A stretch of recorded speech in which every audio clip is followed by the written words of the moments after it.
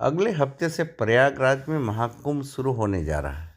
माना जा रहा है कि देश विदेश से प्रयागराज आने वाले करोड़ों श्रद्धालु वाराणसी में काशी विश्वनाथ का दर्शन पूजन करने भी आएंगे।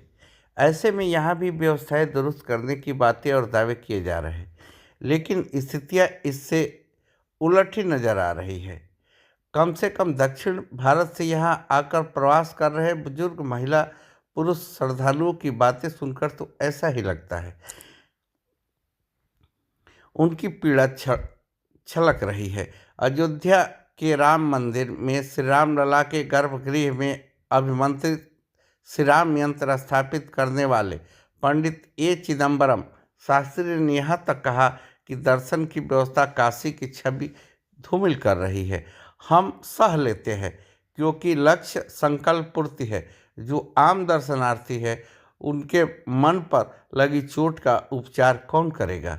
कहा कि काशी विश्वनाथ मंदिर के गर्भगृह के चारों द्वारों पर और अंदर मौजूद सुरक्षाकर्मी किसी भी उम्र का भी लिहाज नहीं करते हैं। महिला या पुरुष दर्शनार्थी की आयु पर भी ध्यान नहीं देते।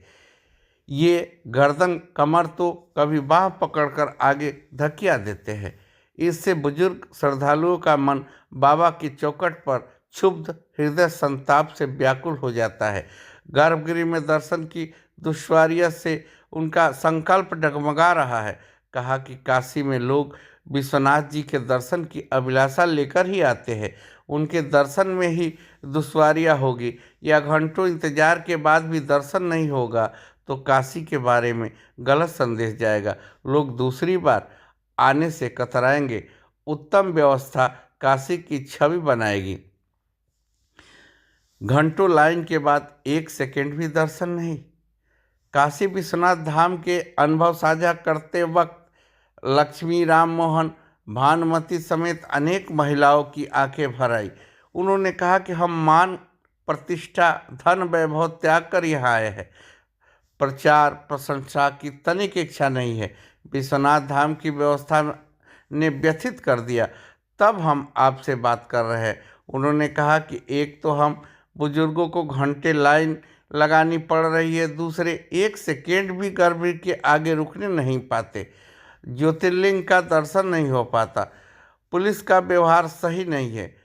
प्रोफेसर मार्कंडे शास्त्री, सीबी सुब्रमण्यम शास्त्री ने बताया कि दक्षिण में तिरुपति समेत हर बड़े मंदिरों में बुजुर्गों, वरिष्ठ नागरिकों के दर्शन की अलग व्यवस्था है। वहाँ की तरह विश्वनाथ धाम में व्यवस्था क्यों नहीं की जाती। लाइन में देर तक खड़े होने के बाद भी दर्शन न मिल लाइन में देर तक खड़े होने के बाद भी दर्शन न मिल पाने से मन दुखी होता है।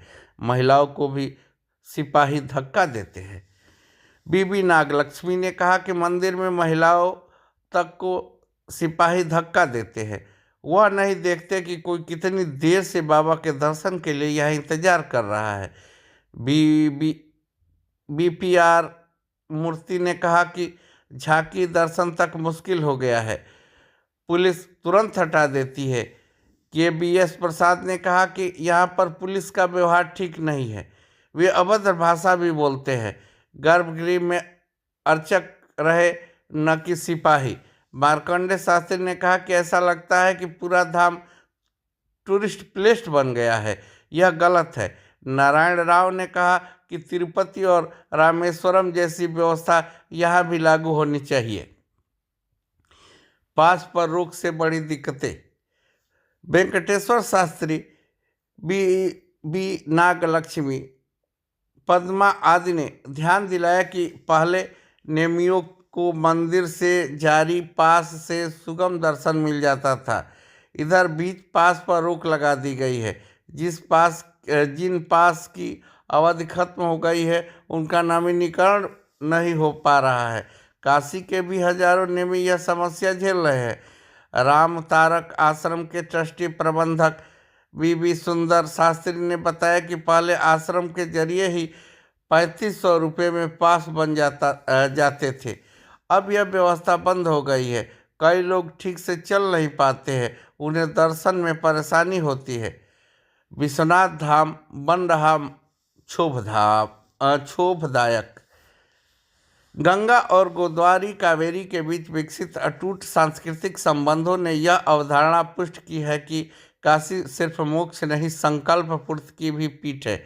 इसका प्रमाण श्री राम तारक आंध्र आश्रम में इन दिनों प्रवास कर रहे तेलुगु और तमिल भाषी लोग हैं। 200 से अधिक संख्या में सुबह गंगा स्नान, बाबा विश्वनाथ, अन्नपूर्णा का दर्शन और फिर मंत्र जप इनकी प्रमुख दिनचर्या है। दिनचर्या की शुरुआत जितनी ताजगी एवं उत्साह भरी होती है, उसका मध्यांतर विश्वनाथ धाम में उतना ही क्षोभदायक बन जाता है।